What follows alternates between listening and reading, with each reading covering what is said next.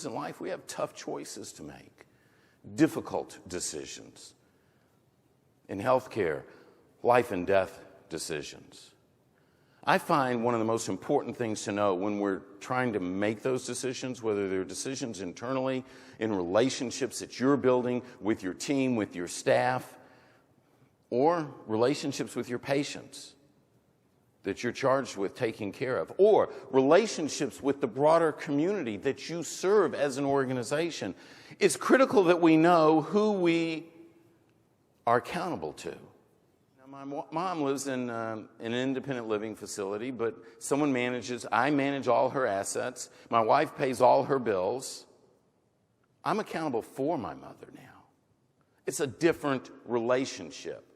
It's like the difference in relationship between ownership and stewardship. You see, it's like at home, you own that stuff. Well, most of the stuff. And you can do with it what you want. But when you're at the hospital, you're a steward. You're a steward for the physical assets, whether it's the chair that you sit in or the operating table that your patient is on, the front doors you walk through. You're a steward for that. There's a higher level of responsibility.